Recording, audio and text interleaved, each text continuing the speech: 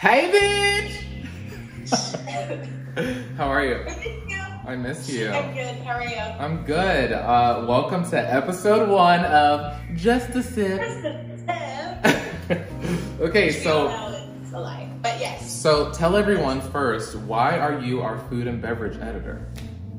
I'm very honored and pleased to be the food and beverage editor because ever since I was a little baby inside of my mother, I have been getting to enjoy some of the most exquisite food and drink. My mom is an avid foodie. She's in the food industry, killing it right now with her product. Well, it's not her product, but like she was their original employee of Spindrift, which now has Spindrift spiked out on, which is amazing. So that'll be in our next issue if you guys look out for it. And they just inspired me my whole life to enjoy the finer things, and I developed a really extensive palate at a young age because I was brought into different foods and I liked them because when you're little, I feel like you have more openness to try things, and I was lucky to not be finicky.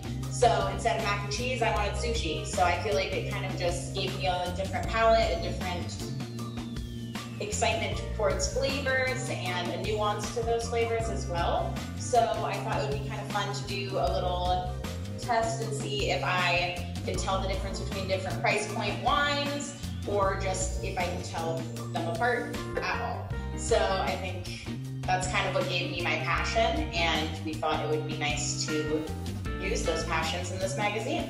Perfect. Okay, so we all know, well, I guess we don't, but I know that you're not a sommelier. But for me, that's okay because most queer people are not sommeliers. And so when you go out, if you're trying to impress your date or you're trying to throw an event, I think it's really good to know about wine and notes in wine and flavor pairings with wine, how to put cheese with wine. And so I think that's why tasting a Merlot on issue 1, where Merlot is our cover star, I think that's gonna be, this is gonna be good. Because I honestly know enough about wine because both you and I have been servers when we're not performing, but I don't care that much about knowing about wine, and so I feel like I want to know more now that I'm getting a little bit older, and I don't always want a cocktail or a Manhattan or whatever. Sometimes I want a nice bottle of wine with dinner to pair with steak or fish or whatever. So let's go through. We have 4 wines that we're gonna try today. I just put up 8. 4 wines that we're gonna try today. And let's get started. I will let you guide us through. Tell everyone about the price points that we're dealing with and the type of wines that we're gonna be trying. Perfect. Okay, so 4 wines, but 2 wine varieties. So we have 2 Chardonnays and 2 Merlots. Chardonnays are wines that are going to be paired really well with seafood and chicken dishes, and they kind of have like an oaky, warm tone, so they're going to be a little bit more complex than like a Sauvignon Blanc or a Pinot Grigio. Those are a lot more like super fruity and light, and not my favorite in terms of white. I like a little bit more complexity. So for the price points for those, the cheaper of the 2 is going to be the William Hill Estate Chardonnay. This guy right here. Cute. And that is $10.99. So that's going to be something that you could get on a normal weekday and not break the bank. And then for our more expensive one, we have the Hanzel Chardonnay Sabella from Sonoma County, which is $19.99. Still not super expensive, but it's like 20 bucks. So, you know, that's a little bit more of a commitment if that's not in your budget. So that's what we're gonna do for the whites. And then for our Merlot, our more nicely priced one is our Napa Cellars Merlot. And that goes at $14.99. Right here, cute. And then we have Stag's Leap Merlot, which is also from Napa, and that is going to be $22.99. Gorgina. So 14 and 22, 10 and 20. Gorge. Okay, so my cheaper of my 2 Chardonnays is Yes. Little Baby Castle Rock. I believe she was a $9.99. I believe she was a $9.99. And then my more expensive of my Chardonnays are Santa Barbara Winery. She was like a $17.99, okay? Great. Amazing. For my Merlots, I have a Robert Mondavi. She was either like 9 or 10. I don't remember, I just paid the guy. And then for my more expensive of the two, I have a Frances Coppola, and I believe she was a $19.99. You missed. But wait, Katie, is Katie gonna tell you which one is which? No, that's the whole point. She can't tell me which one is which. She's gonna keep a mental note. Oh wait, how the fuck is she gonna know? What the hell? God damn. I have no idea which is which. If she's trying to throw me off, she would probably put the fancier wine in this little goblet, but who knows? I'm not gonna try to... Mind game the Chardonnay. I gotta use my wine senses for this. Okay. Do you have a palate cleanser? Like what? Like some Cheetos? Like a cracker, or I guess some Cheetos. Yeah, nothing that has too much flavor, because then it's not going to cleanse it. It's going to then take over your palate with cheese. Popcorn? Does that work? Popcorn, yeah. Popcorn's great. Okay. I have some healthy little almond flour crackers. So, Yeah. wait, yeah, okay. Some crack. Also, dolls, hold the stems, okay? We're too old to be holding the glass. So, people always make fun of people for like tasting wine and putting their whole nose in there, but that is actually Ooh, that smells how fucking you tell about the wine. And swirling it aerates it. It's a little bit more important for red wines, aeration. But also, I've had white wines that were served too cold and tasted meh. You let them sit out for a little bit, get a little warmer, more room temperature, and the flavors totally open up, and it is like a different experience. So. Well, I like I don't know which one this is, but this one smells better to me. Okay. Have you tried yours yet? No, only smell. This one, I think, is the cheaper one, because from the nose, it doesn't really smell like much. That's what I'm thinking. I think this one's the cheaper one. It smells like water. Like, it smells like... This one smells like dishwater, girl.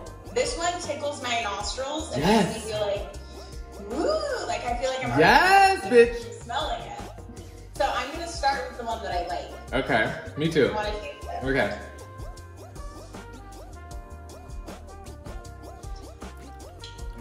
That is vivacious, mama. That is Deloitte McGee. That is so good. Okay. Okay. I'm another sip. Just a sip. Just a sip. Honestly, I would drink a whole glass of that. This goes down a little too deep. Some wines are like, and you have to sip on that, but this one would be like, Yeah, this is juicy juice. And it smells so good. I think because I sniffed it so much first, I'm like, I know what that, It smells a lot. It's kind of like when you pick a partner. It's the pheromones that get you, whether or not you realize that. Okay, I feel like I have a good idea of what that tasted like. Okay. I'm nervous if I'm wrong. Oh, girl, sorry. I was snacking, girl. I forgot we just put as the palate. Okay. Okay, but like if I'm wrong, that's okay. Yeah. Maybe expensive wines have less smell, you know? Who cares about being right? Okay, ready? Yeah. I like the smell. Oh, low battery. Actually, pay no attention to the crashing that you may have heard in the background. I live with other people and cats. It's interesting. This one almost tastes kind of sparkly. I think the same thing too. Mine has this kind of like effervescent, kind of like... Which I kind of like. Like, I like it a lot more tastefully than I thought I would based off of the lack of aroma. But I think I liked the other one better. The mouthfeel. But the mouthfeel, though, creamy mouthfeel was the other one, the cheaper one. Oh no, the descriptions. Okay. I'm looking again to read what mine is all about. Excellent acidity, creamy mouthfeel. This one's definitely oaky-er than the last one I had, and it's more effervescent. And I feel like, even though it didn't smell like much, I feel like the taste is robust. I can't lie. I do like the other one better, I think, but I keep drinking this one. I know, me too. I think the more expensive one is in the second tasting here. You think so? Also, the legs on this one are different because every time I like put my glass somewhere, it trickles. Okay, I'm tipsy. It trickles down nice and slow. If I do one of these numbers, those legs are thick, mama. Okay, so I wonder if a more expensive wine has a higher sugar content then, because these legs are dripping down nice and steady. Right. Are you back to the first one? Well, I'm not drinking it. I'm looking at it. Well, then let me check the legs on this one. So if a wine is cheaper, you're gonna smell it more? No. Oh. Yeah, because remember the second one we couldn't really smell?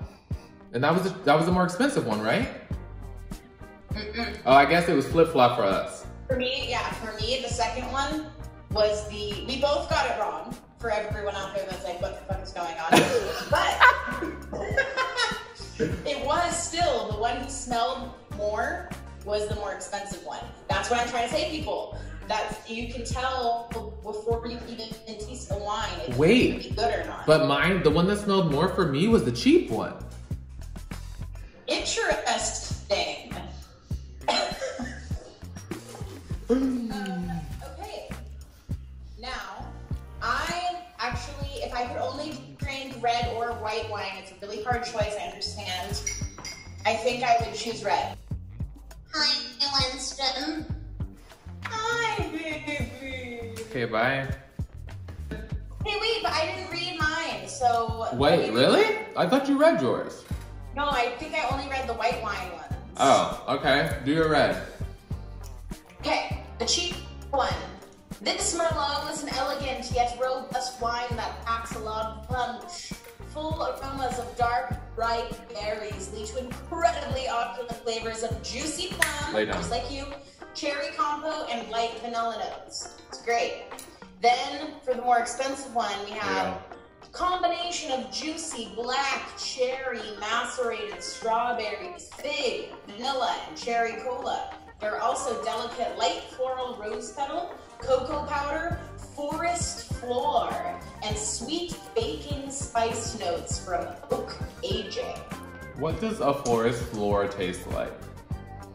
I imagine it tastes like dirt, mossy and herbaceous and earthy. Okay. Mossy. Mossy. Mossy's posse. Fine, that's funny. That's okay. Mossy. I'm excited. I really love the name of my expensive Napa Merlot. Stag's Leap. I feel a little bit like a leaping stag right now after only a couple sips of wine. Did you know that? I'm excited to see where I feel after these two.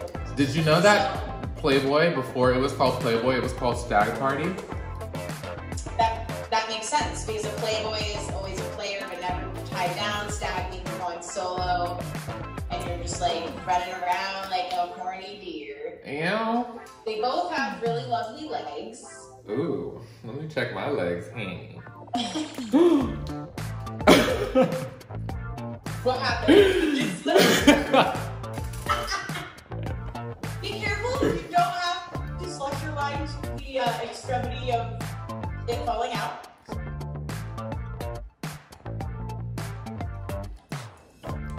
Oh, that's fucking motherfucking delicious.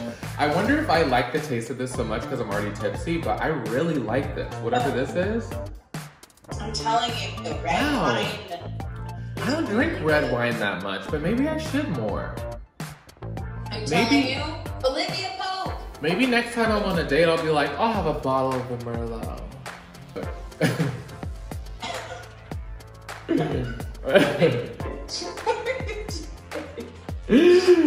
You know, when you catch yourself in the mirror and you're like, hey, you know? Huh? Yeah. You have to gas yourself up in these streets. Everyone is a downer and they're a hater. You gotta gas yourself up. Absolutely. It's really hard. Honestly, sommeliers, take my hat off to you. Here's the thing. They said blueberry pie on the more expensive. What they say, that's just like a tasting note. Like, it doesn't necessarily mean... I know, but I feel like on the Francis Coppola, they said blueberry pie was a note that you're gonna get. And I feel like on this one, I'm not getting the blueberry pie. I feel like in the last one, I was feeling like a desserty moment at the end. And I feel like this one, I can feel a cherry. So I feel like this might be the Robert Mondavi, the cheaper one. I feel like, and I don't know if this is just me making this up, but I feel like the sweeter one is gonna be the cheaper one. Because, like, what if they put more sugar in it because they want it to taste better? But it actually ends up tasting more, I don't know. It tastes like more naive in a way. I feel like this one, I think we think that if it's more expensive, it tastes better. And I feel like the other one tasted better. So I'm just going to say that based on flavor notes and taste, this one is the cheaper one. So I feel like this is Robert Mondavi, and the other one that I guzzled down was the Francis Coppola. Okay, I need to confer with my person. Okay, me too. What's this one? I told you, the one that was sweeter, based off of the descriptions with the taste notes, but also I could just tell there was something about it. It was like, it was still really good. And in some ways, I liked the cheaper one better.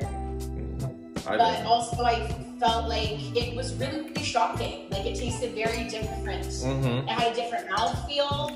It was like softer in a way, but I kind of liked the. Well, I'm gonna pour myself some more of the expensive one, girl, because that is the one that hit for me. But yeah, taste is a perspective thing. It is an objective thing. You can't tell someone that something's better than something else because everyone tastes differently, which I think is part of the fun.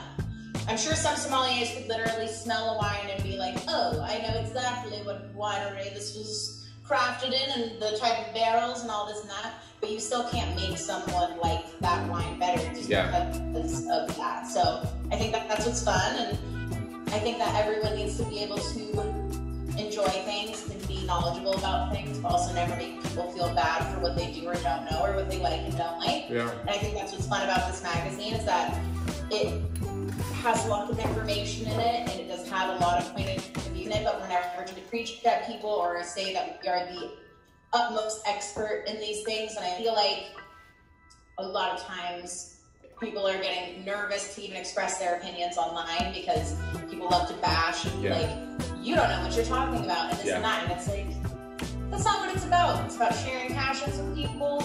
As long as you're not telling someone something completely wrong or trying to lead someone astray, just let people enjoy things. That's just it. Yeah. That's my opinion. Well, I've enjoyed sipping with you today.